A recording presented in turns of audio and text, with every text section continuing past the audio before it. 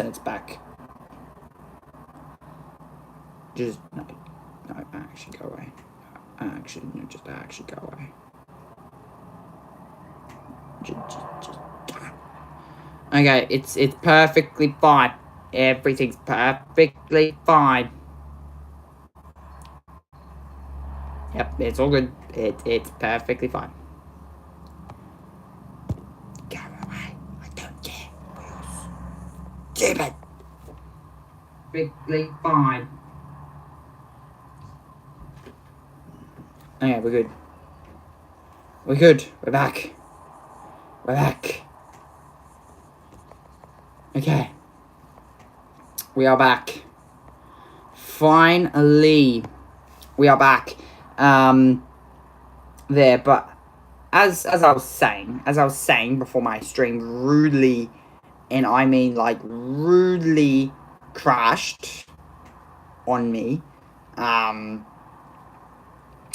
I think our second place car has had a bit of a mistake. I would like to say mistake here on to lap 51 of this more or less enthralling race that we do have unfolding in front of us on lap 51 of this one. It has very much been epic to watch. Gets to the point where the car goes into self-preservation mode. On track here, we've got a great battle for effectively outright position 2 between the Ansel Scirocco and we've got the Andrew Boydell in another 791 Spy Optics Mazda MX-5. A quick chat with the defending winners himself and Todd Herring. They were expecting to get around halfway, so they're pretty comfortable in terms of fuel usage, knowing that they can take their single compulsory stop as part of being in Class C. They only had to stop once for 5 minutes. And Andrew actually made a very salient point. He was talking about there's been changes in the regulations with regards to divisions, the minimum lap time. Oh, that's a current offence. That's number 3. Oh, yeah, that's the Joyce machine. He's trying to reverse it off the road. So, and that's Tidyman off the road. He was sitting third in class. That is a Class C car. Quite unfortunately, off the road and into the barrier. And that car would most likely have quite a bit of damage here, and it very much won't be good as he parks that car up. Let's see what's happened. Oh, I don't even what could have that's really strange. But yes, that car in the barrier, and he's been able to park it in a safe-ish spot, but he is out of this race. Car number 3. Tidyman out. He won 50 laps. So 48 laps to go. And that car in the fence in a more or less a spectacular way. I wouldn't even know what happened then. That was very strange. It just seems as if it just understeered and didn't turn. But you can see he's checking the damage. Seeing really how badly that car is damaged. Dries was, of course, in that car beforehand, and Tinyman has just made a bit of a mistake. He's just checking for where the damage is on that car. It seems as if that car will not be moving from that position anytime soon on lap 53 of this race. It's been a race of attrition. It really has. You heard from down in the pits there just how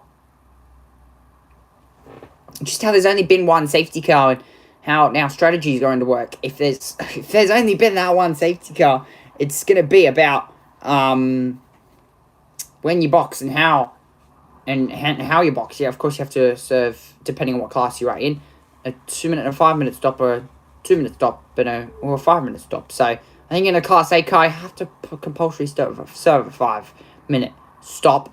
In any other classes, I think it's 2 minutes. Oh, I think I could be wrong. Again, I'm going to be wrong in a lot of a lot of points throughout this phase. I'm going to be wrong, and that's to be expected as time ticks by for this car 50 car to make its way back out of the pits, back onto that racetrack. Bit of cloud cover has come over. You can see there, live timing showing up. So just looking at that live timing there. But yeah, so a bit of cloud cover's come over. The track is ramping up as more and more cars go around. 4 brand new spankers on that car, on car 50. So good to see that is Harry Keane in that car, but would have swapped over, would have had a driver change go on. And you can see that here, patiently waiting. He's getting ready to send that car back out as it cycles through its pit stops. Of course, two compulsory pit stops, of course. Because Harry Keane, the only one in that team, a solo driver of the Viola Welth Winton 300. And getting ready to send that car back out onto the circuit. Side-by-side action. Very scary when you go side-by-side through that hairpin. But I think they've been able to get it done. That is the 84 in Class C. At the moment, a bit further back down the grid. Having a good old scrap with the 791. Car is... I could be wrong. I've been wrong already, but that's the 81. And that is a slowing Class A car. Class A car is slow. Has that car got a puncture? It's slow. That's a leader in Class A. Slow. Moving to the right-hand side. Class A car slow. That is the 81 Class A car. Oh, you're kidding. Oh, my God. And they were such a good position. They'd taken the pit stop. And they were out in front by, well, God, nearly 40 seconds, and he's losing positions. All this time that he's making up is just going away minute by minute. And saw that amazing first stint to just keep it where it was in second position so early on. Is now losing it. Hogan is going to take the race lead. He's only 50 seconds off the race lead in Class A. But that is soon to change. 55 laps that car survives. And, oh my God.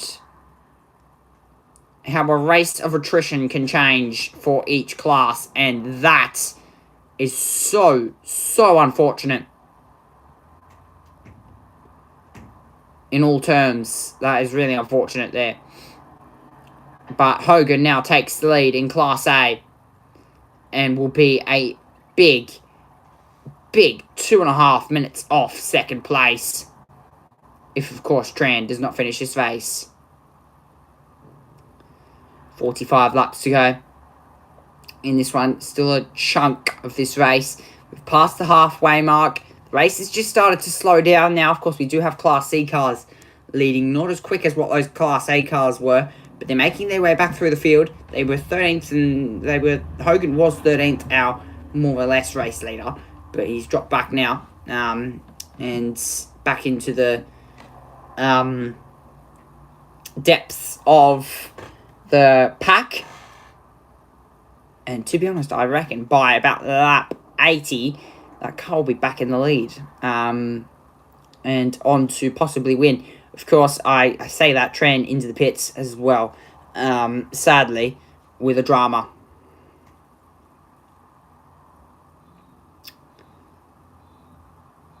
Bit of cloud cover over this circuit. There has been the question of a bit of rain. Bit of rain being scooted around out there at the moment. It's very much a question as to not if, but when it hits. Meanwhile, this is battle for second in Class C. 791 and the 84. A good old battle in Class C.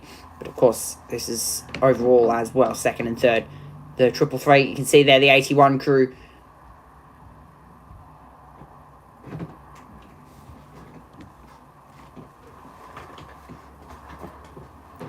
The 81 crew strongly hoping that they can get that car back out there.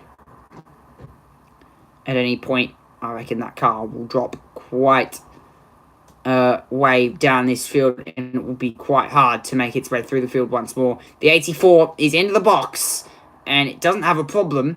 I hope it doesn't, because that car was in a really good position as well. But the 84 in from second place, taking its second compulsory pit stop. But that's really on to be taking a second compulsory pit stop with still, 43 laps to go. Still with 43 laps to go. And already taking that second compulsory pit stop in this race. All ready for that to be happening. You can already tell just how fast this race is going by. So a few DNFs in this one. Most of the Class C cars are now starting to box and put their way back in to this race. And our Class A cars starting to make their way back through the field. Quite surprising. And it's only taken, 20 laps. So if it's taken them 20 laps, of course, it will probably take them a bit longer. But now, I said lap 80, they'd get back to the lead. I'm now noticing that most of these Class C cars haven't boxed. The number one says, how many times will it crash today? Oh, I don't know. I would have no idea. As we head down to the pit lane now. Pungent aroma of gearbox transaxle oil pouring out of the BYP racing stable. And just had a chat with Anthony Sewell, looking quite dejected. He's advised me that they think they're experiencing an issue with a drive shaft on the front of the car. So change to the gearbox between this morning's warm-up and the race this afternoon. Different ratios in the gearbox, so they're having to change gears at different spots around the circuit. So definitely not the day that the BYP after qualifying on the front row yesterday afternoon. Yeah, very much. That is very disappointing. One crash, one cable whip, lol. Damn, I hope I will make it tomorrow.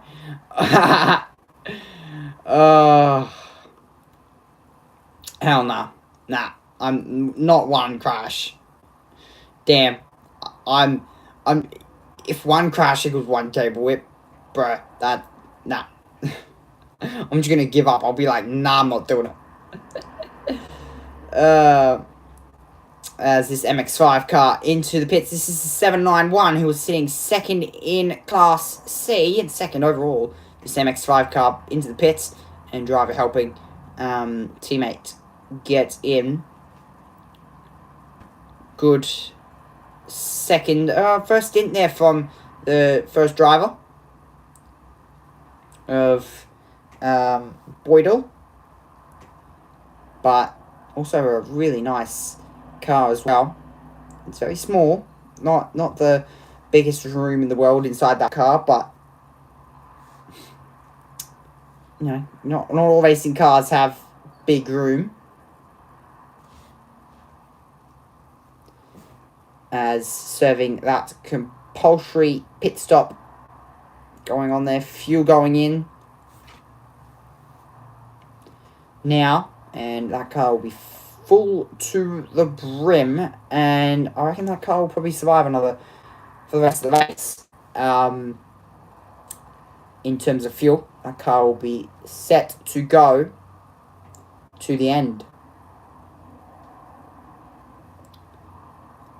41 laps to go in this one.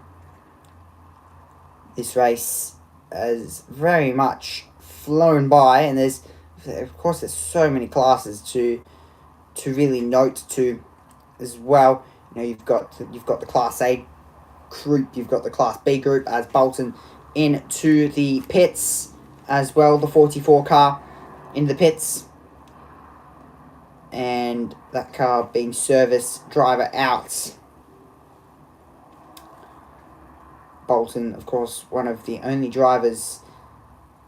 5-minute pit stop going on there for the 44 car, and that will drop them right back down the grid. Oh, wow. if you can't see the timer there, I don't know what else you can't see. Because that is a big timer there for the 791 car, as it is in the pits. I reckon this is going to be a 5-minute pit stop. So that car has had quite a race, and they're now just starting their 5-minute pit stop here. The outsides of the circuit will be now starting to get quite dangerous, and when I mean by that, I mean there's going to be marbles starting to build on the outside of the circuit, as the tyres wear a little bit more as the fuel load comes off each stint. Tyres wear a little bit more. Of course, each class at least has to do a 1 compulsory tyre change at some point. Each class does have to, either on the front or rear, or even if it's 4 tyres, you will have a lot of grip at the back end of the race. So we take a look here at the 52 car.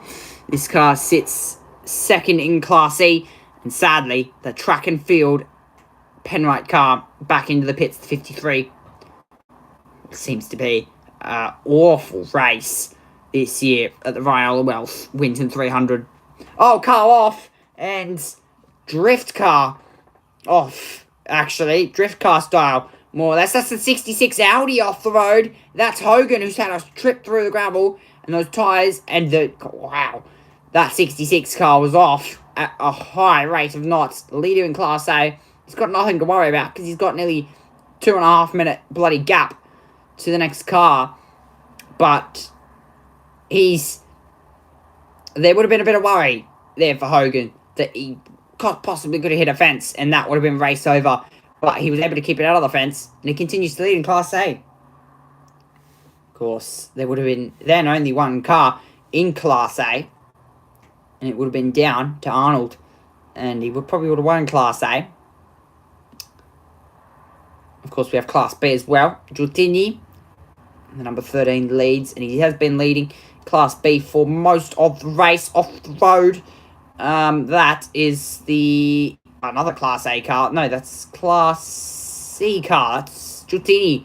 So Giultini's been off the road as well. That's leader in Class B. And once more, the 53 Penrite car back on the track. I think it's how long will that car last for?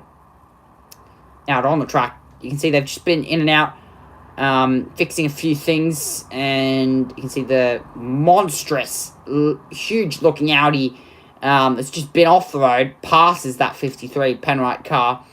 And I think they're just testing this car here, making sure everything works fine. But to be honest, they're really out of this race. I mean, there's not much you can say except, you know, like, you're out of this race, to be honest. That's really all you can say. As that drift pad, you see the smoke in the air. That's because there's drifting going on in the background as well. Drift event as well. So it's all happening here at Winton. In Class E, we have... Class D, we have the 151 leading overall in class. Not overall in the race, though. So, watch out for that 151 that is leading there. He's up in 7th, so that's a really good position for that Class D car to be in, but he will drop positions when, of course, you see Class B and Class C cars start to make their way back through the field as well. Let's head down to the pit lane with Emily. Now, you just jumped out of the car 791. Todd Herring's back in the car. Last year you were winners. Were you hoping to make it back-to-back this year? We'd love to.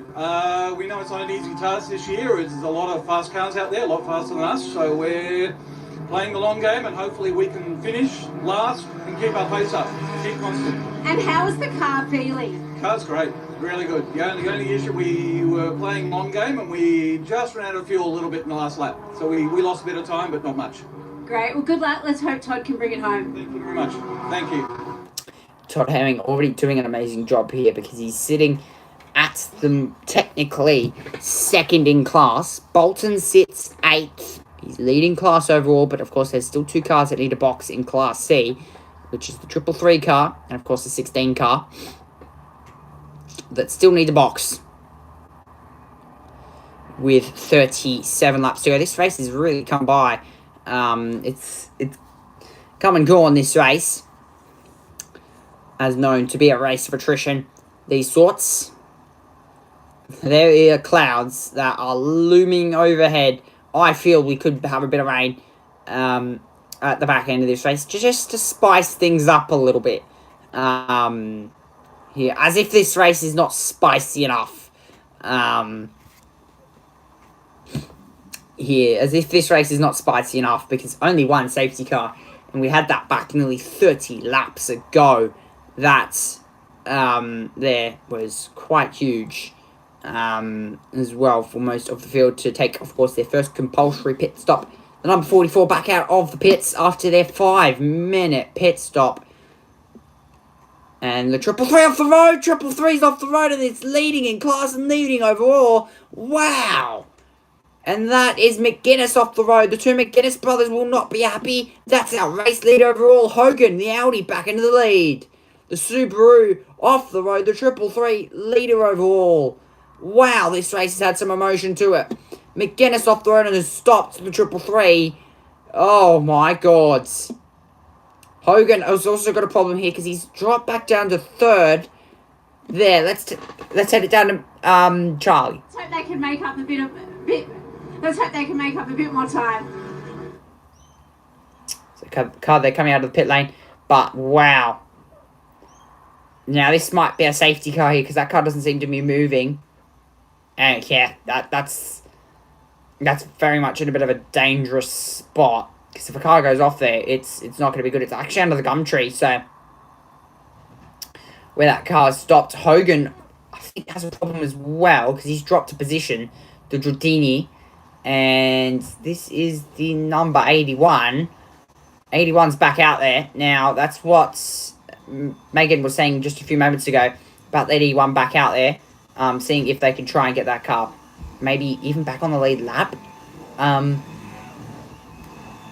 Getting that car back on the lead lap would be nice, but you never know. But yeah, McGuinness out what seems to be of this race. And Hogan coming in now for his second pit stop. Well, I think he will be taking that car home, or unless his teammate will be taking over of the 66 Audi. But now I'm going to guess it's going to be their 5-minute pit stop. But yeah, Giordini now leads this race in Class B, sorry. He leads this race and leads it overall. But wow, good job from Marshals there to get that car retrieved under green flag. As much as the 66 Audi would be wanting a safety car, it's not going to get it, but it's going to be close to it. But yeah, the race safety team doing a good job to pull that car off the road. He'll be out of this race. He'll continue to drop down the order. In the pits, as a result, the MX-5 has retained that position and has pulled away since as well. Now 13 seconds ahead, so change of position there. Oh, actually, sorry, it's 2/10. I'm just looking at the wrong bit of time. 2/10 of a second, so it's certainly still tight out there, but has allowed, being that 5 seconds less time in the lane, to remain ahead of that car. The 53 back in the lane, and so as well is the 81. As quickly as Tammy gave us the update, the car is back in the pits. That is a real disaster for them. They are many laps down already, and they're going to go further down as well. The Ansel car's just gone through. Now, though, with Daniel Hay behind the wheel, the Scirocco has overtaken Todd Herring out there on the circuit. So that is for 7th outright and 3rd in the C division. Dave is down there in the lane, and he's got another update for us. Thank you, guys. So as we have the pit stop for the 151 going on in the background, we've had another earlier generation MX-5 pull into the garage. The number 53 will take no further part in the race. The driver's actually managed to pull the gear stick out of the gearbox. So frenetic pace out there. You always got to be much kinder to the equipment. Mechanical sympathy doesn't mean feeling sorry for the car as you drive it. Exactly. And how do you manage to pull gearbox out of that car, pull the gear stick out of a car like that? That is very strange indeed. Here, meanwhile, this is a battle. Stannard has just jumped into that car as well, and he's immediately being under pressure by that car. This is the 141. And right around the outside there, the 141, getting the move done, and that's to actually pull a lap back on himself. So he's just unlapped himself in class. Very good job there from the 141. He sits further back down the grid. He sits like nearly 24th, 25th, and he's doing a really good job. Yeah, very much a good job. Very much indeed. 35 laps to go in this one. Giuttini leads in the number 13. He leads overall. But of course, Hogan still... The 818 now leads in Class A. It's Hogan in the pits. He'll be doing his compulsory 5-minute pit stop that must be done. And well, now he's just dropped back down to 9th. But Arnold, who's not been in the best position in this race, to be honest. He's not really been in the main game fight for Class A. But he's now leading in Class A, but still has to take his second compulsory pit stop. So expect that to change. And there you go. McDougall, I think, back in that car for the first time in about 30 laps. Now the grip has changed out there, so that's what a lot of drivers will be experiencing. You jump out of a car and you know the grip level, and then you jump back in the car and the grip level is completely different. So it's different. It's very much different. But Hogan has stayed in that car, so Hogan double stinting the car to the end. McDougall not jumping back into that car, but he's got a 5-minute margin to make back up. It's quite a margin. Quite a margin indeed. He's got 46 seconds back to car 44, which I reckon he'll be able to make that up quite easily. Their 7th position. You see McGuinness on that timing screen dropping down the grid, who was leading overall. No longer leading, but leading in Class C at the moment is Maris. Leading in Class A is Arnold. Class B is Giuttini. Second, who is currently a lap down, is the 154. So he's a whole lap ahead, Giuttini. Very, very good job, actually, from that Class B car to be that far in front. Of course, last year we did see a Class C car win this race. How that happens is almost beyond me. But you'd think the Class A cars would be quite dominant. Doesn't seem as if it is that way this year. The Class A cars don't seem to be as dominant. We did see that in the first opening part of this race. They were quite dominant. Let's head down to Dave. Just seen the second of the 2 5-minute compulsory pit stops completed for number 66, the Audi RS3 LMS TCR car. Ian McDougall back on board for the rest of the race. First stop, they did just tyres and a driver change. At the second stop, fuel, no tyres, and a driver change. So they put the hot shoe back in the seat for the run to the flag. That car, based on how the front tyres looked after they got pulled off after about 28, 30 laps, I think they'll be able to run flat out on those front tyres till the end of the race. So look for that Division A car making its way through the field, unlapping itself and making its way to the front. Thank you, Dave, down there in the pit lane. Yeah, that car is currently about 2 or 3 laps down on our numbers here. Currently about 2 or 3 laps down. He will make his way through the field quite easily, McDougall. Now, our timing screens haven't updated because he hasn't crossed the line yet. But yeah, McDougall back in that car. He was very quick in that first stint. Of course, we saw he pulled a 70-second margin on the field. Well, as I say field, I say second place in class, which was the 81 of Sewell. Sadly now, though, out of this race, will not be taking further part. Wow, it's just crazy how much this race has chopped and changed, you know. Like, you've had cars off the road, but still no safety car. Haven't had a safety car in like 30 laps or something. So it's been quite a day indeed. to be seeing a race of this kind of attrition. Lap 68 out of 100. Covered down there in the lane, so that's pretty cool. They've managed to get their hold of the director's feed down there, so they can see exactly what is going on, as well as tuning into Blendline TV. As you can see, that battle, as Callum alluded to, continues out there. Yes, all right, currently it's showing that they're in 5th and 6th. However, expect these two to move forward. And speaking of moving forward, up the inside once again comes the Scirocco. Oh, in a bit deep though, missed the apex there by Carwin, and that's meant that he's run wide as well through turn number 2. But without that straight line speed advantage, the 791 can't take advantage of it. So slots back in behind. How many times have these two exchanged positions in the last couple of minutes? It's been a fantastic battle over the last 20 or so minutes, but now with the other drivers behind the wheel, it's still continuing. Very equally matched machines. The Spy Optic car though is going to try and fire back up the inside here at turn 7, blocks that one off. Wise potential move. Underneath the gum tree they go. Will he go around the outside here? This is not good though for either party, Callum, because I think they are holding each other up in a time when they are really fighting for a good shot at an outright.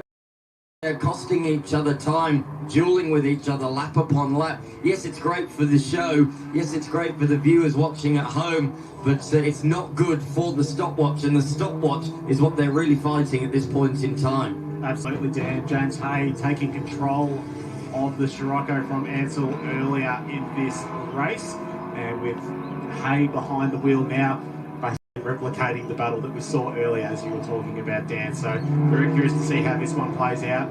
It's not too much different on the Spy Optics Mazda MX-5 compared to last year. Still running on slick tyres, and they're able to do an entire race distance, all 300 kilometres on a single set of slick tyres, although they are a different manufacturing compound compared to last year. So I believe they are a slightly harder compound to what they were running last year. So shout out to Matt Viola in the number 51 Mazda 323, theartshop.com.au. Luke, you can see on screen there, stepping in this weekend at relatively late notice to support the team, making the trip up the highway. There's the Viola car, Charlie Viola now behind the wheel of the number 7 on the Integra as well, easily up the inside, negotiating lap traffic. That is the Simpson Hyundai XL, the 52 car on the left-hand side as well. And plenty of respect shown between the drivers. It does look like it gets extremely close when you're looking at it from that camera angle. Now, you're talking about the battle there from the 791 as well as the 84 between the MX-5 and the Scirocco, but the amount of space that they're using on the track, searching for as much room, exploring track limits, I guess you want to call it. At this point of the race, there's a lot of rubber, there's a lot of dirt, there's a lot of things offline that you don't necessarily want to be running over, especially when your tyres starting to get a little bit tired. Here's the G&T. This is the race leader pulling into the pit lane now. So this is the second and final compulsory pit stop for the Class B and outright leader. It only needs to be 2.5 minutes, but it looks like they are conducting a driver change. As Dave Stilwell would say, they're putting the hot shoe back behind the wheel. It's all cool, calm and collected. I don't believe they need to top up fuel either, because they would have completed the fuel stop earlier in this race during the 5-minute stop. Regardless, the race leader has pulled into pit lane, and about 1.5 minutes has elapsed on this pit stop so far. And when they pulled in, it was 1:52 seconds between themselves and the Luff BMW, currently sitting in position 2. So very curious to see how this plays out as well. The dark horse I'm looking at is the 818, the Arnold entry. That's the sister BYP Performance and Development Honda Integra. That car is in Class A. Obviously, they have to make another stop in this race, another 5-minute stop. However, they are showing pretty consistent pace at the moment. They are, absolutely, as you say. It's certainly one to keep an eye on, but I think serving the extra 2.5 minutes on top of these B-class cars is going to prove a pivotal factor in this race. This is going to be mighty close down to the end of pit lane. 10 seconds, 9 seconds. This is going to be right on the cusp here of going under the time, but he should just be safe. 2 minutes 30 he is, so that is great news. Safe 2 pit stops done and out the way.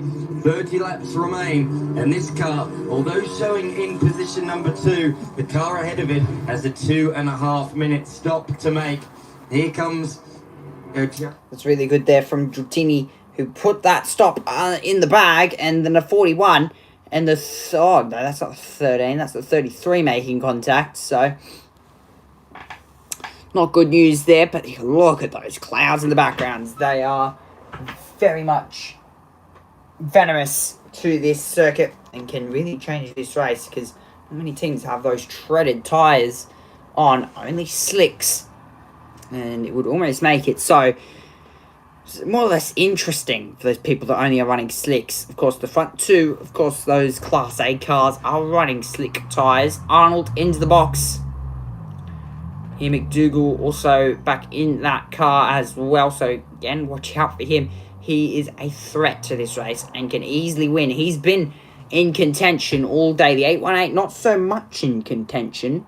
But let's head back down to Dave. We better cover off one of the redemption arcs of the Winton 300 this year. Of course, 2 weeks ago, it was an absolute tragedy at the end of the Wakefield 300 when the Giantini car pulled to the side with just a few laps remaining. The car's back out on track this weekend. It's running incredibly well. We've got very much due for refreshment, Aaron Giantini here, who could probably do with a G&T, but maybe wait until the end of the race, eh? Yeah, definitely. Yeah, I'm buggered. It was a long stint, but car's doing well. Hopefully Matty can bring it home. Yeah, I don't know. I'm buggered. Sorry. No, it's good. It just goes to show that 300 Ks around Winton, you know, as Dick Johnson did used to say, it's like running a marathon around your washing line. Is the car running all good? Any upgrades since we saw it at One Raceway? Yeah, car's running beautifully. No upgrades, just kind of patchwork to get it here this week. Cars, yeah, it was a little bit rough on the outside, but she works underneath, so that's all that matters. It's good to have a competitive Honda back out at the front of the field, and you know, we've got to do something about these Europeans running away at the front of some of these 300k races. Yeah, definitely. The Honda power is it sucks down the straight, but it's awesome in the corners. So yeah, good fun car. Well, look, we'll leave you in peace. We've got a frenetic 30 laps to remaining. We're looking forward to a great result for you and some redemption from 2 weeks ago. Yeah, fingers crossed. Back to you, guys. Yeah, still a long way to go. I don't want to... Indeed, still a long way to go. Still got 28 laps. It's very much a frenetic race. You haven't had a safety car.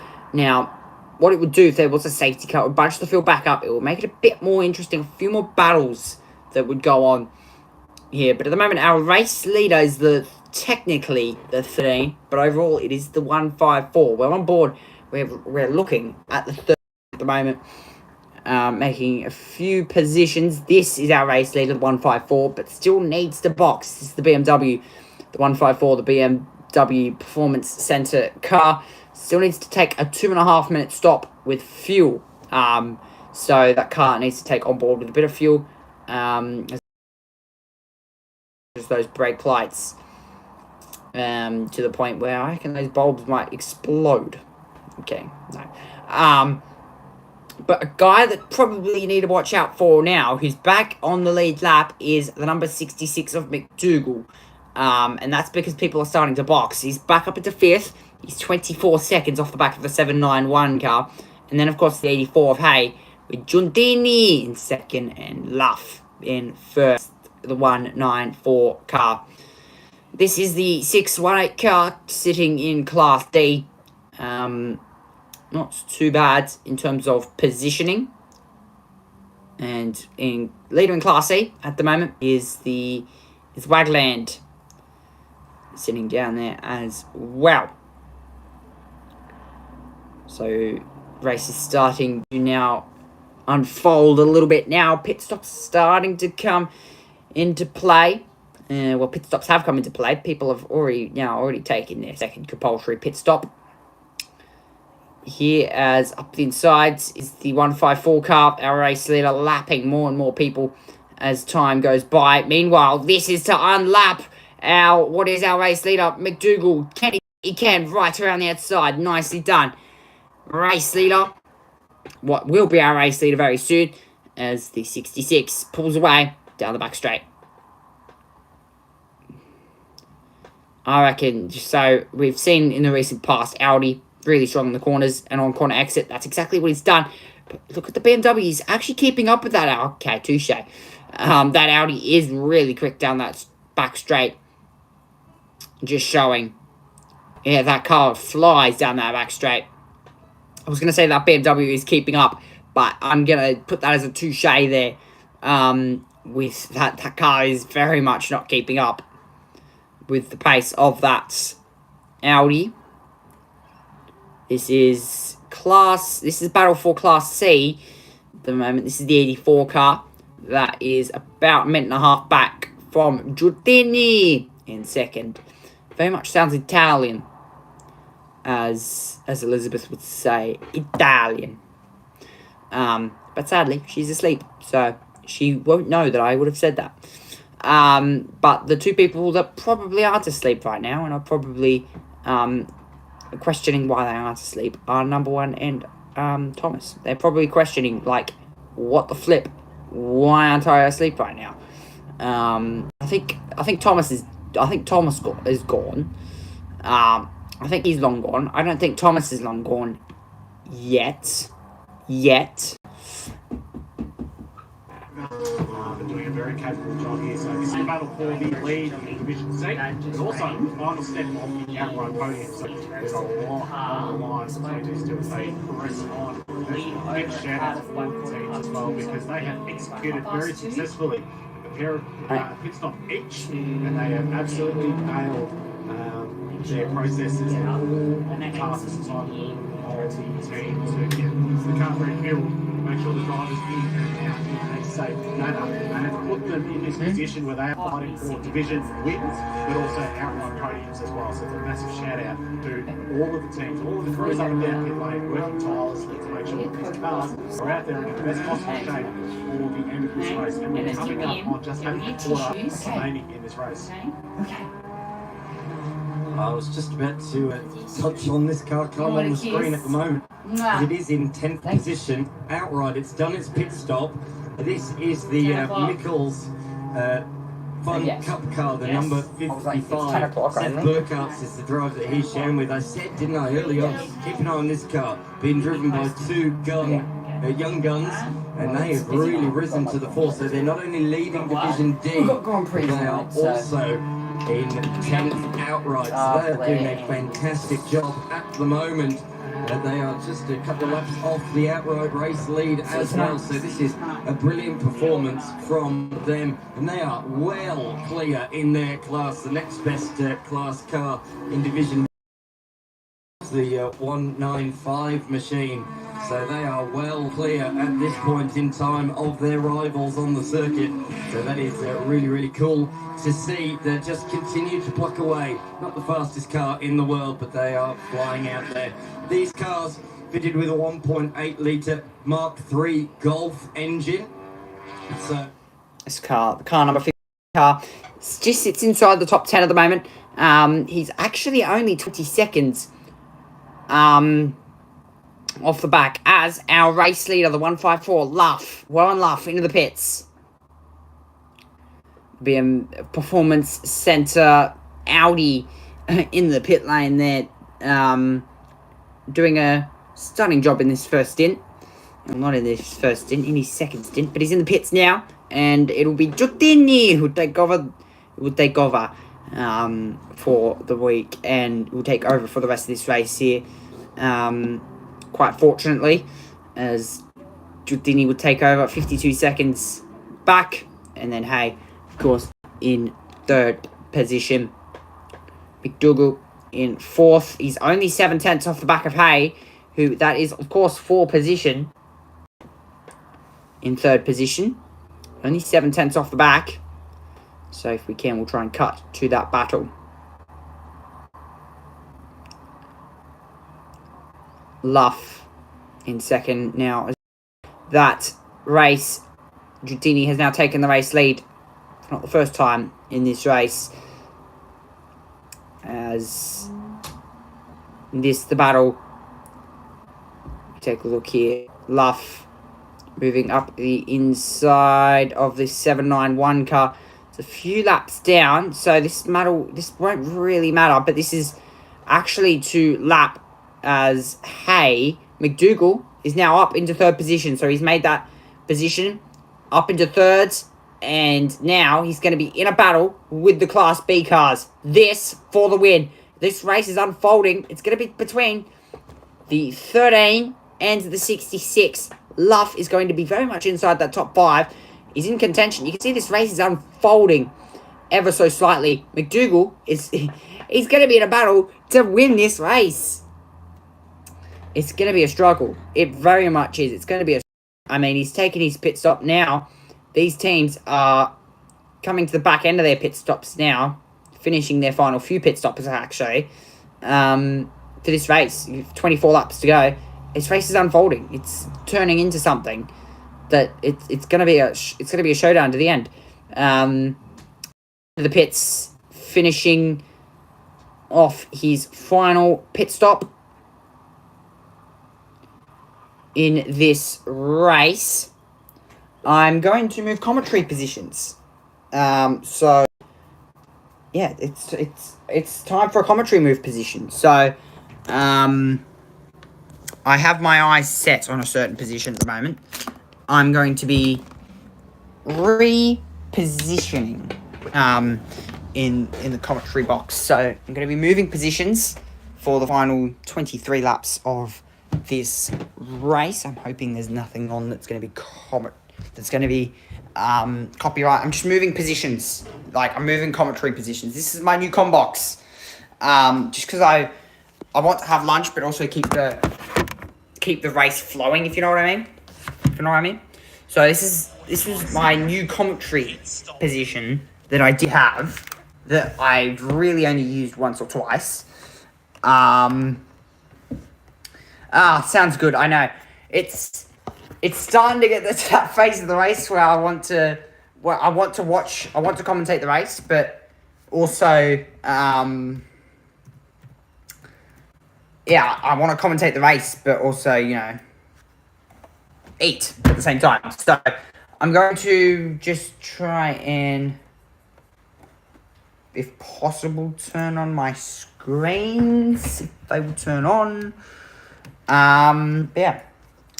So this race is actually unfolding quite well. We've got a bit of a battle it's gonna unfold. 66 at the moment is on to win. He's gonna have a battle. I can assure you, he's gonna end up having a battle here with what is to be the Class B cars. But this is gonna be good. I'm quite excited, as I'm just getting things set up. But interestingly, Fortnite has just decided to open, because my brother has used my new commentary box which is practically a bunch of screens everywhere, and now Fortnite's starting. Awesome. Yeah, absolutely awesome. Absolutely awesome. We're heading into the final 22 minutes of this race. We've got a race. We've got a race on our hands. Heading into the final 22 laps. So I'm just waiting for Fortnite to load so that I can flip and get rid of it. Wait. Oh, just flipping heck, mate. Get the flip out of here. Close. Please. Close. Oh, Callan, you annoy me. Okay. It's everything's fine. Everything is perfectly fine. Cancel. Thank you. Okay, we're good. We're back. Okay, I can finally throw that up on my screen. Boom, boom, boom. So, of course, there's an ad. Why wouldn't there be an ad? Flippin' heck. Of course, there's an ad. Of course, there is an ad. Okay, let me just try and sync this up, because this stream is a bit far behind. What are we at? 520 and 57. 520, Let me sync this up real quick. 521. Perfect. We're synced up. Perfect. And we have Dratini, who is, at the moment, technically leading this race. Sup, Elizabeth? Long time. Oh, Elizabeth's here. Hello, Elizabeth. Hello. Hey, Elizabeth. Sorry, I was setting things up. New commentary box. First time I'm using it in like forever. Yes, I'm using the new commentary box today. And I actually I need to charge some things as well, so. And also I'm going to have lunch, so. Oh, and that's the 81. That is the 81 stopped at the end of the pit lane, and he's still got a towel on the end of that car. And that's probably going to be a penalty, to be honest, for... Yeah, that is so unfortunate. That is Anthony Sewell, who is in that car at the moment. The 81, he's currently 4 laps down. He's 4 laps off the lead lap. You must be number 1. She found out better than what I did. She found out easier than what I did. Yeah, that's good. That's good for her. Oh yeah.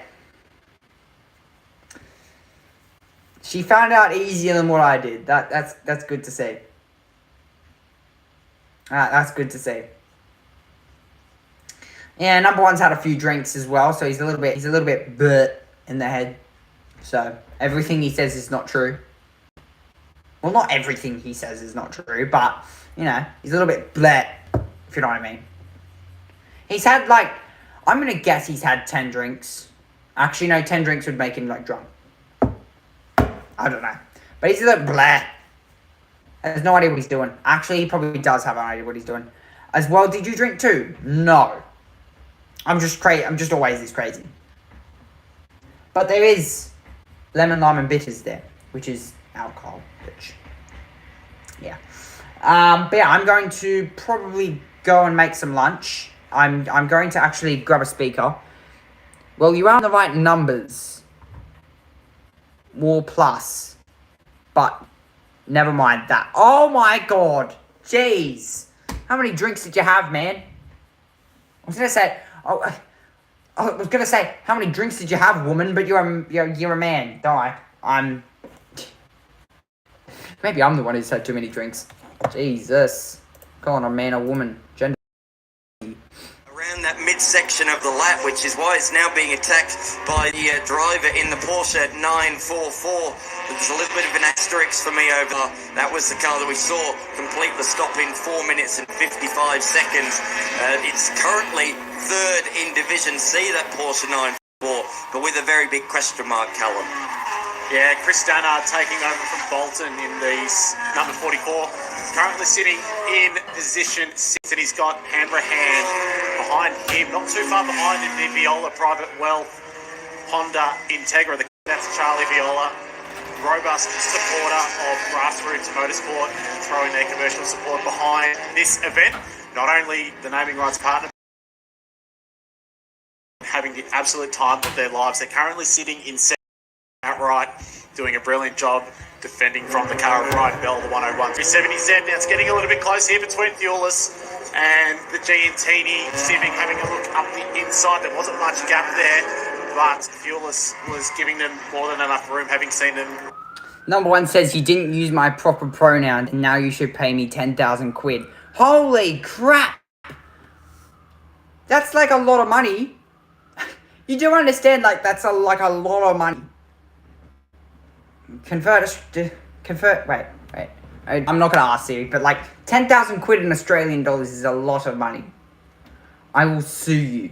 Okay, that's not number 1 speaking. That's the alcohol. That's not number 1 speaking. That is the alcohol. That is the good old 3 a.m. alcohol hitting. I didn't even know what time it is for bloody number 1 right now. Let me search it up. What time is it for Thomas right now? What time is it in... Damn, bro, it's like 4 a.m. Bro. What the flip are you doing up at 4 a.m.? I mean, alcohol can make you awake for like hours, but like... Bro, it's 4 a.m. You crazy.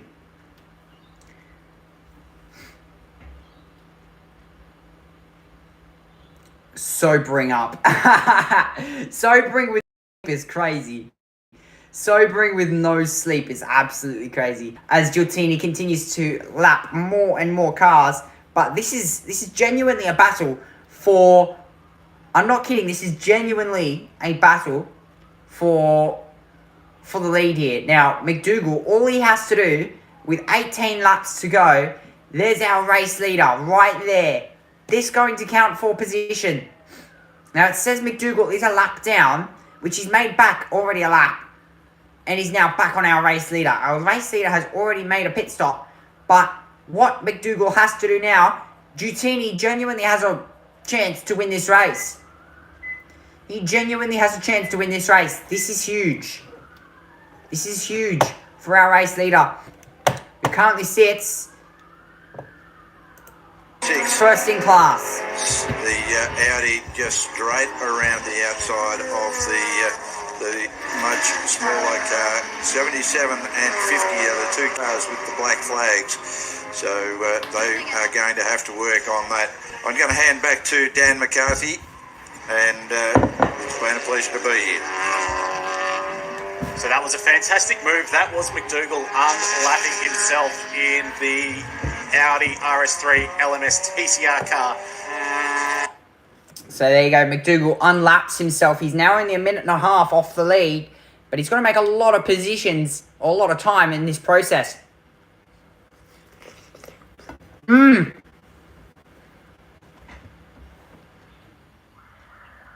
There were 17 laps to go, as we see the 818. Is that the 818 slowing? Because it doesn't seem as if it's at full speed at the moment.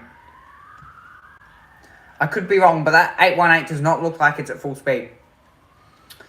As it... Now, there you go, it's roared down the straight. What are the toppings on the pizza? Well, you've got cheese, spinach. It's like a... Yeah, I was about to ask. It's cheese, pineapple, ham. Also, does pineapple belong on pizza? Absolutely.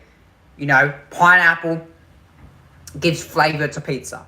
Okay? Spinach, ham, cheese. This is actually from bloody Pizza Hut, so... Duh, of course it's going to be good.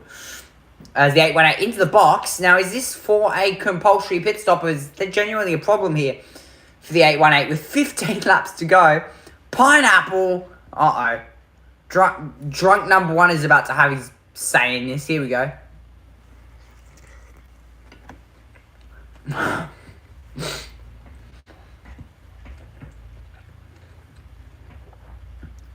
Oh no. Drunk number one's about to have his say on this. Here we go. Here we go. As 141 goes around the outside.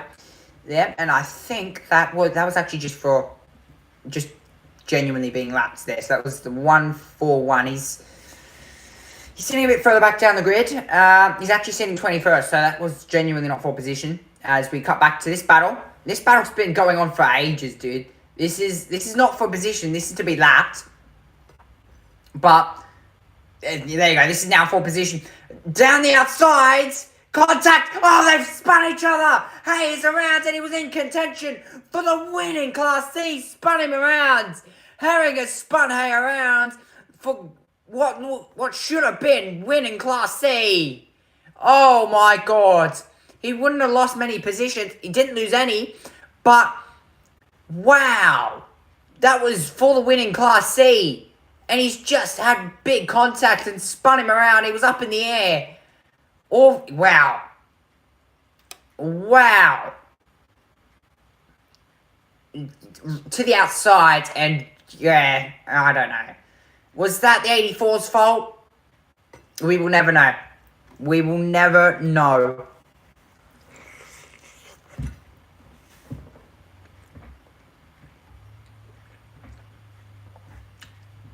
But he was on the outside, so I don't know. There was a chance if it was his fault, but you never know. Oh, there you go. He's got a puncture.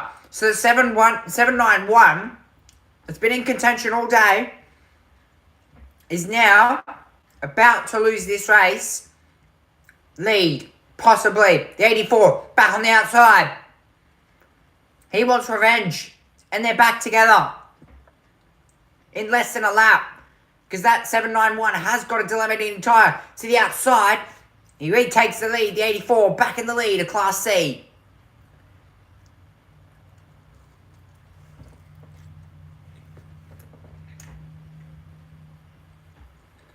It's the 791 here out of this race. And it's only because the 84 went to the outside. Now the 791, with that tyre changed, and back out into the track here. Now, this battle for the race lead is also starting to brew as well, because it's starting to close up between first and second overall. Starting to close up indeed. We've still got 14 laps to go.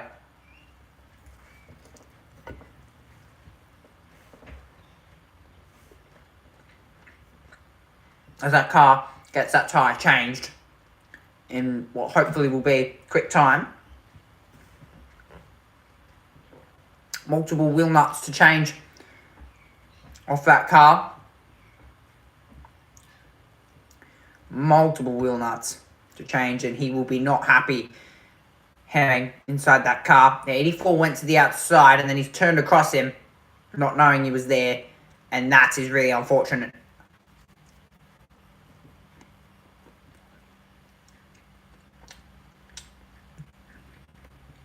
That will hurt their tyre bank as well. This is also very much costing them time. I think they're just checking here if there's any damage as well. They're putting the wheel back on, but there's other mechanics working around this car. Just checking if there's any damage. Smart of them.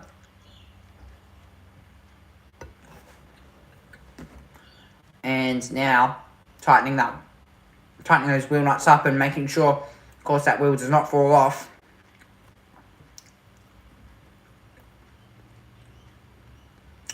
Of course, that was not a compulsory pit stop there for the 791. Just joining in, that car, 791, has just been spun around by the leader in Class C. Of course, these two battling in Class C as well. But now, a Class C lead goes to the 84 of Hay. And the next car that can challenge him is 33 seconds back.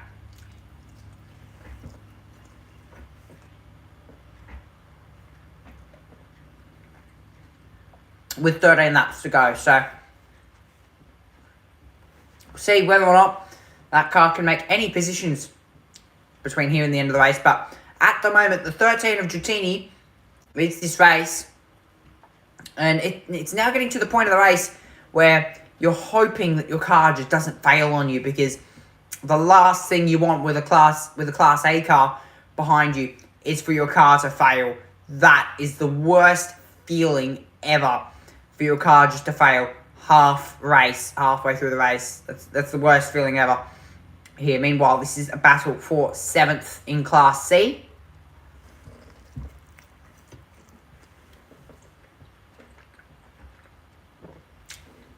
Car 16 starting to close up on the back of the 195. Parner and Carpenter, 11th and 12th. Let's head down to the pit lane. And front wheel of the 791. I don't have a banana for comparison, so I've got my marker pen from work. You'll see that just how much of the outer lip of this Enki RPF1 racing wheel has been torn away by contact with that other car. The tyre is actually completely intact, and to the point it's got that much tread depth on it, the team will probably reuse it.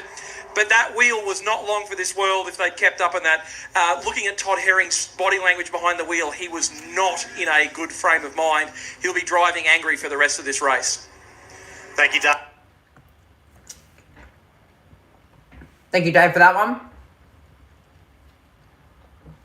12 laps to go in the Viola Welth Winton 300 for this weekend. From my point of view, I think, to be honest, he should be angry at himself, because he did sort of, I don't know.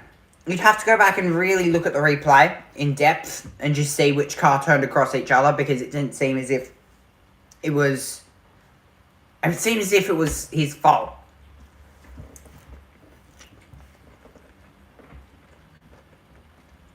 From my way of looking at it. So, I don't know, you can look at it from anywhere and say, oh, it's Hayes' fault or it's Herring's fault, but really, it comes down to, like, Hay was on the outside, and yeah, I don't know, it's tough to decide, but in the end, that's racing, so gotta do what you gotta do. Meanwhile, Stannard continuing to move through lapped traffic. That's not for position because he's still got 5 seconds back to number 7 Class B car. Of course, for 2 years in a row now, we're about to see a Class B car win this race, possibly, but there's still 10 laps to go.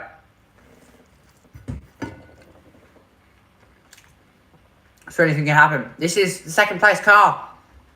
It's on a charge at the moment. It's close 12 seconds to Dratini.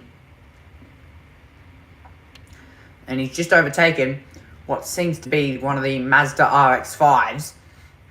It's not got the best nor turning or straight line speed in the world, but compare that to that Class A car. It's been quick all day. It's been in contention all day, and it's been running at extreme paces that we really never seen before.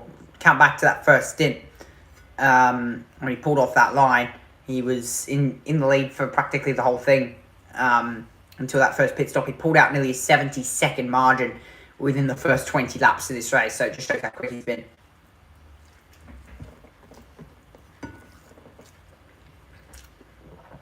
McDougall, and along with his teammate as well,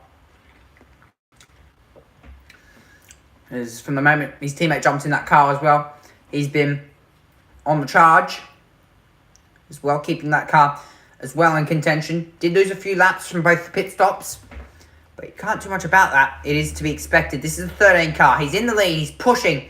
And this is Dratini, the Italian driver, really about to show his mark.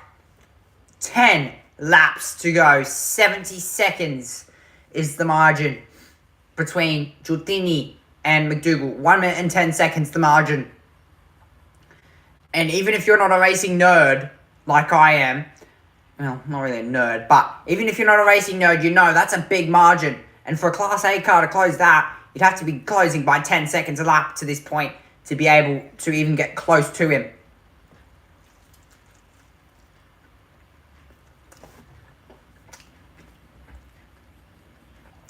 Has Dratini got this race in the bag? Absolutely not. There was 81 car that was sitting third. Well, he will continue to get third here, because since there was only 3 Class A cars in their group. Interrupted announcing the end of the CPS window due to that contact between the MX-5 and the Scirocco and the resulting pit lane visit. I thought it would be a good opportunity to just have a look at how much attrition has taken place so far in this race. You heard me mention earlier that in last year's edition, we suffered something like a 40% attrition rate without safety cars. This year, we've had 1 appearance of the Hyundai i30N safety car, and so far, of the 40 entrants for the race, we had 38 take the start, so we had 2 cars do not start, and a further 8 cars are taking no further part in this race. So 25% attrition so far, but it's very heavily weighted to the front of the field. The car that qualified in P3, the Butcher McBrien M3, that's out due to a suspension failure. The car that qualified P5, the number 3 Commodore VF, still trying to get to the bottom of what's taken that out of the race. The car that's in P7, the Glenn Townsend solo-driven Lotus Exige, out due to an engine issue, and of course, as we say, discretion being the better part of valour, didn't want to be a rolling chicane.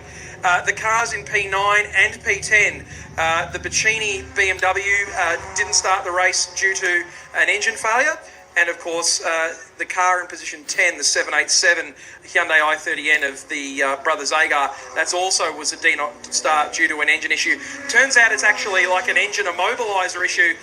They're meant to have some sort of communication, a keyless communication with the standard remote key, because the car still runs all the standard ECUs. But it looks like the keyless module's given up, doesn't want to recognise the presence of a valid key, so the car can't start. And to add further insult to injury, they can't disable the electronic steering column lock on the car. So they're going to have to bring their tow vehicle into the lane at the end of the event and drag the car straight onto the trailer out through the garage door. Not good whatsoever there. A lot of cars that were starting this race, sadly, not in this race. You heard Dave say there that 38 cars started this race. Now only 28 are in. Which is not bad for multi-class racing. There's the 81 going off the road. And that Audi once more going around to lap him. Yeah, that 81 is majorly off the pace and is multiple, and I mean multiple, laps down. There, and has been not in contention for most of the race. Good back end of this race, actually, from the 66 of McDougall, that currently sits second and 63 seconds off the race lead. It's a minute and 3 seconds off the race lead. It's not happening. I mean, it really, like, if he closes 60 seconds in 8 laps, I mean, we've seen it. I haven't seen it done before, to be honest. It genuinely hasn't. There you go, 66 going by to put another lap on the 154 car. They're going around to put another lap on, and this race is continuing just to build up with 8 laps to go. We've gone 92 laps into this race in commentary for 3 hours. Now, it hasn't actually killed my voice. I'm quite surprised as to like how attrition-filled this race has been. Not really many chances for any breaks or like a lunch break. You know, you guys saw me then. I was eating pizza whilst commentating. That pizza was bust, but I would have loved to be just sitting here chilling. But again, gotta do what you gotta do. As Giltini continues to push and push, he's pushing the limits out of these tyres, the limits out of these cars. Because, of course, as the track continues to evolve, you tend to find more apex speed, more entry speed, more exit speed, and it's all because the track rubbers in a little bit more. You know, the track is rubbing in all the way through this race. You've got 93 laps and nearly 40 cars going around, and the track rubbers in a little bit more, and you're carrying more apex speed through each corner. You're carrying more exit speed through each corner. It's very much an attrition-filled race. We love to see it. 56 seconds the margin. Giultini to McDougall. I need to grab another box of tissues because my nose is exploding with fire. Exploding with fire, indeed.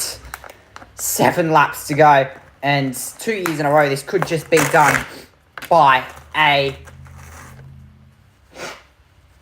This could just be done by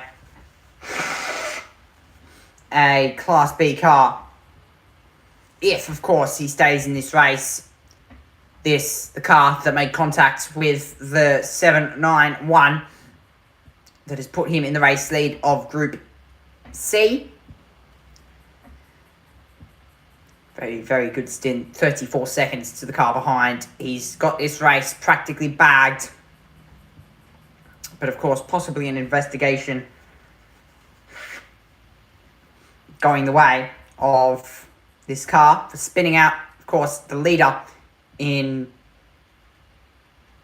what was the leader in Group C. 6 laps to go in the Viola Private Welth Winton 300.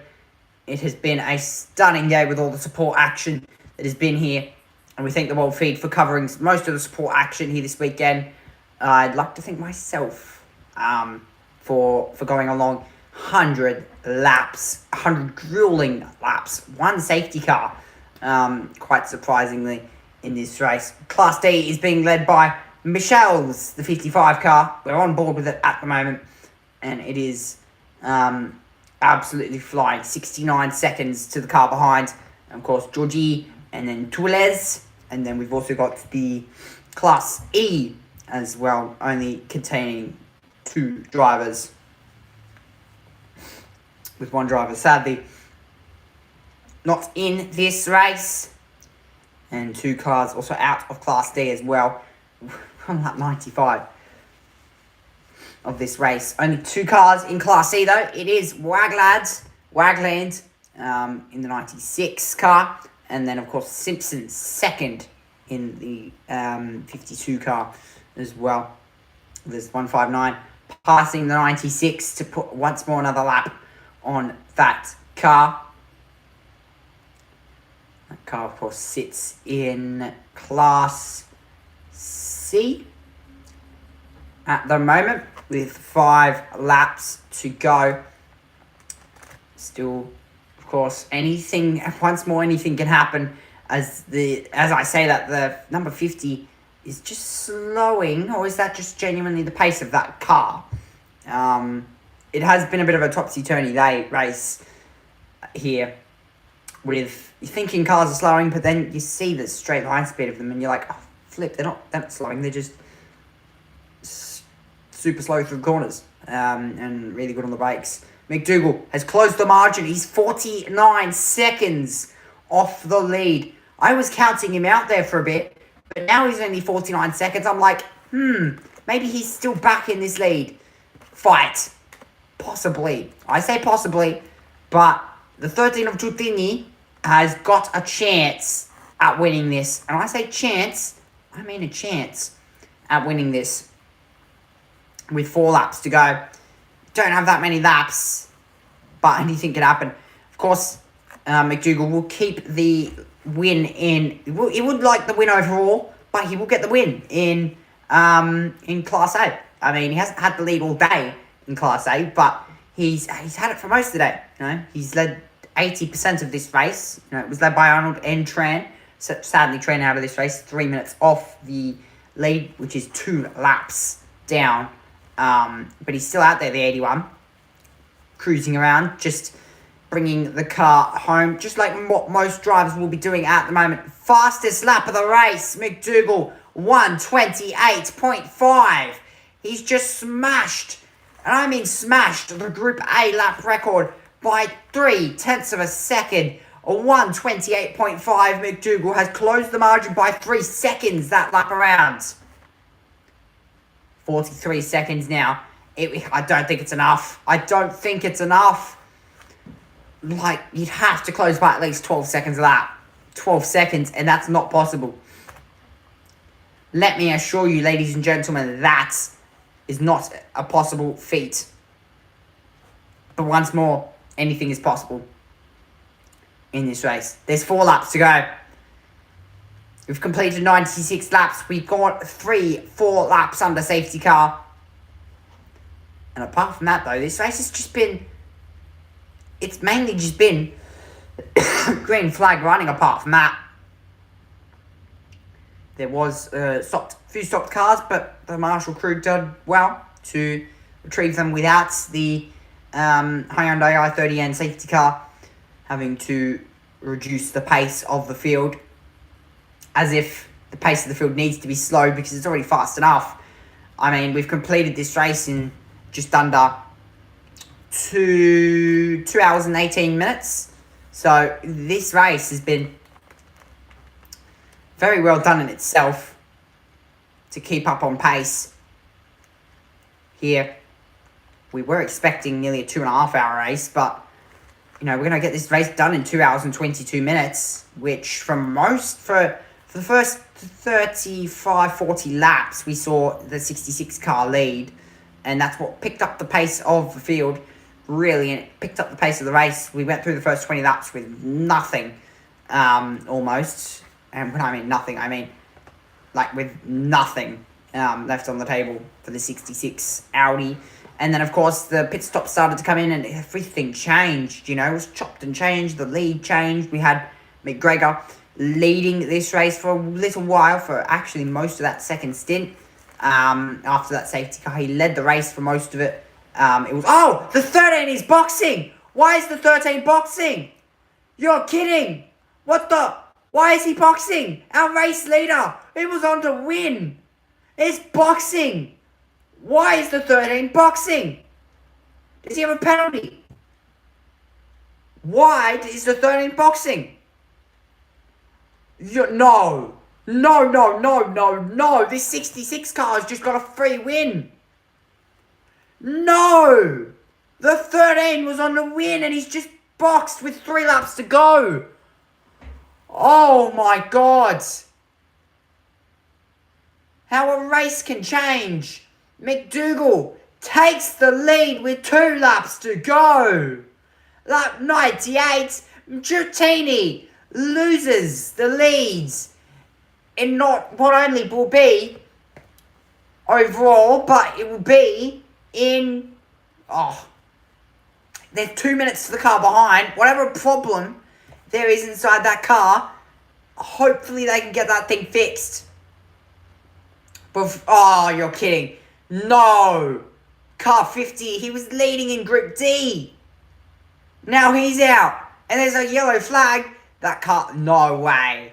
No, they were out of fuel. Fuel became the drama for the Alex Giuttini car. What? No way. That car was so short on fuel. I didn't even see that on the timing screens. There's the 55 that was leading. Was that the 55 that was leading in Group D? Oh my God. The 13 is in. He's out. When I say out, I mean out of contention. He's not lost the lead in Group B, but he will soon at some point lose the lead in Group B. It is a 2-lap for Christie in the 154 car. The 154 car has to do 2 laps around this circuit to take the lead and take the win in Group B. But that's really gut-wrenching. That car was in for a race win. And now Giuttini, the 154 car, will get a podium, 2nd place. 1st place overall as we head down to Dave. Jason doing his best backwards walking impersonation. We just stopped at the Giantini garage. I asked the driver what's going on. He said, I don't know. And then the team immediately started putting fuel in. This will cause an issue because you have to stop for a minimum of 2.5 minutes if you decide to touch the fuel. And it didn't look like they were going for one of the approved refueling apparatus. So they're in this delicate situation where maybe they can put some fuel in and get out in time, but maybe they don't complete their minimum pit stop time for a fuel stop, which means they'll cop a penalty. Terrible outcome for the Giantinis. We've now stopped outside the BYP garage. The 81 is in again, just making sure it's okay before it goes to take the checkered flag as the number 13 heads out of pit exit. Guys, what's the pit exit timeline like? Okay, Dave, 3.5 minutes stuck in the lane, so he is okay. 3.5 minutes for Giuttini. He's been stuck in the lane for 3.5 minutes. He's okay to leave the pit lane now, but the thing is, do they have the fuel to get to the line? Do they have the fuel to get to the ends? That's the real question here. Now, I'm going to cut this short on time because I was actually meant to finish this race in 3 minutes' time. I was meant to finish the stream in 3 minutes' time. So, I'm going to cut this short. I'm going to leave you guys with the world feed by the end of this race because I've got to go get dressed for work because I have work in an hour. So, I'm technically meant to finish the stream in 2 minutes, but I don't know why we've fallen actually behind time. I guess it was just the pace of the race with the Group B car leading, so... Yeah, I know, I have a schedule for everything. and I meant to finish the stream in 2 minutes. Yeah, that's fine. That's fine, because I'll leave you guys with the Welth feed. And I was going to that anyway, for the podium celebrations, all that sort of stuff. But I've got to get dressed. But I'll lead you guys over the line. What an epic race this has been. This, of course, has been the build-up to the Bathurst 1000. Which, of course, if you're wondering where that's going to be, it's going to be live over on Twitch. On my Twitch, MotorsportBoy110. Go check it out. But after 100 laps, the Winton 300 goes the way to the 66 Audi, the Group A car, the checkered flag waves. McDougall wins by over a minute and a half to Christie. What meh? If you're not here, I'm out. See you, Elizabeth. Have a good night. Good night. Have a good night. You guys did amazing to stay up this long. Like, salutes off, dude. Like, come on. Bruv, it's like, I don't even know what time it is for Elizabeth. It's probably like 1 a.m. She's stayed up. She's had power naps to catch this stream. Man. Flipping salute, dude. Flipping salute. Oh my god. 11 p.m. Holy, that's crazy. Okay, it's time for the Welth feed. Looks great, but unfortunately a win went begging today. And for McDougall and for Hogan to come through on debut in his car in an endurance mode is a fantastic effort. We know how much time they've put into this weekend. They have absolutely nailed their objective as well. So to come through with the outright win, they will be absolutely smiling like Cheshire Cats, as well as Ken Christie in position 2 and Hanrahan in position 3 with the car he shares with Charlie Viola, the naming rights partner of the Viola Private Welth Winton 300. It is a fairy tale result for those top 3. Very much. Hanrahan and Viola, an outright top 3 position. Second in Division B, Giantini coming across the line in 4th. Our Division C winners, it went the way of the Scirocco in the end. The 944 threw everything at them late on, really closed the margin down late on.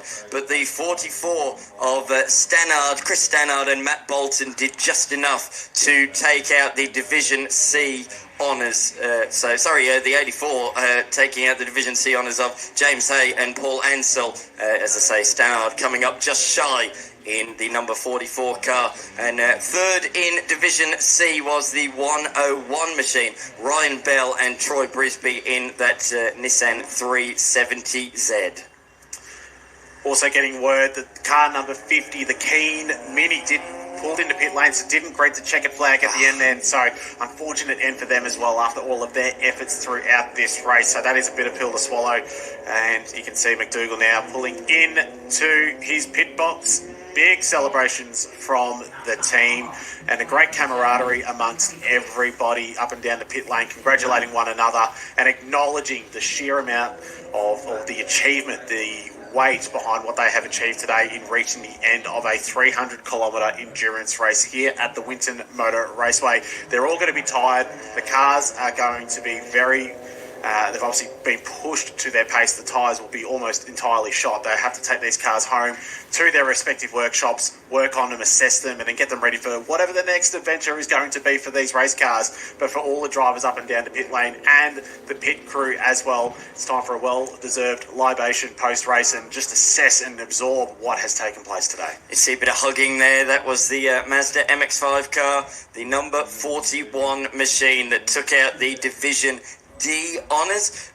So that was a great performance from them to see them come through the way that they did. There was certainly plenty of drama late on in that one, wasn't there? Throughout the various different divisions, and a couple of cars stopped on the in-lap on the way back around. Here are the results and the top 10 outright. Ian McDougall taking the win after the late Christie came up the field in the 154 car that he shared with Michael Luff, the M3, the BM Performance Centre car in second. Benjamin Hanrahan and Charlie Viola in the Viola Private Welth car finishing in third, ahead of the luckless Matthew Giantini driven Honda Civic. James Hay in the Scirocco taking out the honours in Division C, the car that he shares with Paul Ansell. Chris Stannard and his co-driver Matt Bolton coming home in second in the class, ahead of Ryan Bell. Todd Herring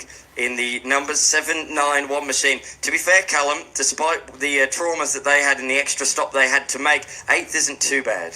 Yeah, that is a good result, and I saw Andrew briefly in the background, I guess, consoling Todd following that result, so they'll obviously take a little bit of time to debrief that one, but P8 inside the top 10 in a 40-car field is still relatively okay. Liam Gurges in P9 and Dale Carpenter, as you were touching on in that VF Commodore, rounding out the top 10, so a great effort from that team. Johan Craven Sands in the number 60 entry, coming home in position 11th. Got Chris Bautista in 12th position, Craig Barney in 13th, Adriano Gorgi in 14th position, and Josh Haynes home in 15th position after a bit of an up and down race for them.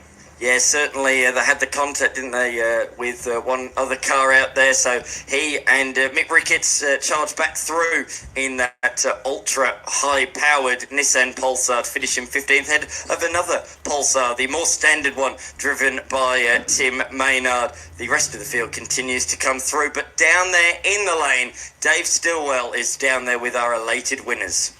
Well, I am. It's an incredible story to have the first time we've had a TCR car take part in one of the 300k Enduros. We've always known it's a struggle for the Division A cars to overcome those 2 5-minute compulsory pit stops, but the team from Challenge Motorsport looking after this car, Team Mini, however you wanted to bring the car here, whatever tyres you wanted to throw on, whatever strategy, you overcame it and victorious. What a story. Tell us about today, Ian. Look, I think we have to firstly say, commiserations to the other guys. We're definitely not going to catch them on pace. The guys were giving me the gap, and I'm like, oh yeah, we can make this. And they're like, no, we can't make this. So I'm not sure what happened to them, but yeah, it's tough luck to get so close to the end. But, we just ran our own race. We did our own thing. We had probably ran out of tyres with 20 to go, so everyone was going push on. I'm like, I've got nothing. I literally can't turn the car. I've got no pace. So, it was good to get there in the end. So we know how good these cars are in international competition. Now we know how good they are once they filter down to grassroots competition. Any challenges today? We saw you do a preemptive pit stop about lap 28, lap 30, just to see what the tyres were doing. Yeah, look, we ran some tyres this morning and we didn't quite know how they were going to go, so we went, we'll pull it in a little bit early and just see. Fortunately, we got the safety car in the middle of our pit stop, which was handy. We got caught with the red light at pit exit, but that's all right. You get that every now and then. Car was great. It's a testament to these cars. You can run them at a World Championship event, but then you can also run them with 3 guys out of a trailer. So, they're fantastic cars. Can't advocate for them enough, even if they are almost 10 years old. Well, congratulations. Great work to you and the team. Go find your co-driver and go celebrate. Let's go and have a chat to the team. We caught up with them before. Ray Hislop, go and round up your drivers for me, please. Bring them round. Yep. Ken Christie, step in. And Michael, jump in. Guys, what an amazing effort. We've seen you come and have a stab at these. What a result today. Oh, no, it was incredible. The team did an unbelievable job preparing the car, getting all the servicing, doing whatever we needed to do, and we're just a crew that are friends come together to give this a shot. We never dreamed that we were going to come second in this. We thought if we finished top 15 we'd be pretty happy, but the car ran flawlessly, and Michael drove an incredible middle stint for out of quarter, so we had about a 50-50 split on driving, which was great. Yeah, awesome effort from the whole team, and Ken did a great job and team did an incredible job as well, so really happy with the results. Fantastic. Ken, we heard you talk about in our bits and pieces to camera earlier that you went and did the race last year, had about 30 or 40 things on the list. Then you went to the Bathurst 6 hour, you had about 10 things on the list. After today, how many things are left on the list? Oh, look, it's a continuous improvement for us, and we see this as a great opportunity. I mean, all the changes the team put in to check those 50-odd changes, and we documented. I couldn't be more proud of the team who's helped us get here, but we've got things to improve, and Michael and I will, chat when we get back, but we'll look at all the data, but, it was awesome. I'd also like to thank Traction Tyres, who really helped us out with the Dunlops, with the Yokies. We changed it, at the last moment, and they were happy to do it, and they really worked well. We only had one set of tyres for the whole race, so Well, you've done well. You had the Yokohama Tyre Whisperer Ray Hislop running the car today. Great job to you and the whole BM Performance team. Now, it was absolutely fitting that we had a chat with him before the race, and we said we'd have a chat to him when the checkered flag came out. It's none other than our very good friend and, of course, our major partner for the event, Charlie Viola from Viola Private Wealth. What an amazing race today. Well done. Oh, mate, P3 outright, P2 in class. I feel bad. Where's Benny? Where's he gone? He's gone to get a drink of water. I think he drove the absolute wheels off it at the end there. But we had a strategy. We managed to get the safety car for the 2.5 minute stop. My window net actually fell down, but it happened to be in our tyre window. So I came in, and then Benny just chipped away doing sort of 34.5s, 35s the whole way in. So car was mega. Thanks to Jordan Cox. Thanks to John Boston from Track School. Trav Robson, who looked after us this weekend, and basically all the competitors. This is like amazing. P3, little underpowered Honda like this. It's crazy. So super exciting. And now, if I could just have a closing word, we'll finish up our broadcast. We couldn't have had events like we've had, these incredible 300k events, but particularly this weekend, without the support of incredible partners such as Viola Private Wealth. Just a quick word from you. Take your race car driver hat off and put your partnership hat on. What does this mean as a partner of the event? Oh, look, again, I said earlier when I was talking to Tammy that we just love doing this, right? It's great fun, it's great respite, it's what people come and do for happiness. We have an ability to help people come and do that and make it a little bit more affordable. Motorsport isn't cheap, so the ability to come and help other people do it and other people enjoy it, we get a huge amount of profile out of it, but most importantly we get the feel-good factor. So everyone does things kind of for their own benefit. The thing I get out of this is watching everybody else have so much fun, and the camaraderie. You've only got to look at the boys behind you in this BMW that finished second, and these guys all slapping each other on the back. The average age of about 74 over there, and they're having the time of their life. So, there you go. So this has been awesome. We love being involved, and wherever we can, we'll continue to be involved as well. So. Well, on behalf of the grassroots motorsport community, thank you so very, very much to you and your entire team for partnering with the event. We look forward to a huge future together with more of these 300k endurance events. Awesome. Thanks so much, Dave. Appreciate it. Thanks very much. And that wraps things up in Victory Lane. Of course, it's 300Ks, 100 laps of incredible racing here at Winton Motor Raceway. It absolutely lived up to its tagline that it is the nation's action track this afternoon. We've got Ray Hislop still running crew chief duties. He can't quite get on the beers just yet, but it's been an incredible day here at Winton Motor Raceway. The threatening weather never quite arrived, and we've finally got the crew of the victorious number 66 car packing up next to their TCR car. The perpetual Winton 300 trophy, the Mick Ronk Memorial Trophy, of course. This event has got a storied history since the mid-1980s on the short track. It was brought back in the in the 21st century, of course, with these races with the bracket enduro format, and it's been gone from success to success. Short break due to COVID, and of course came back with an absolute bang in the last few years. And what an absolute thriller we've had today.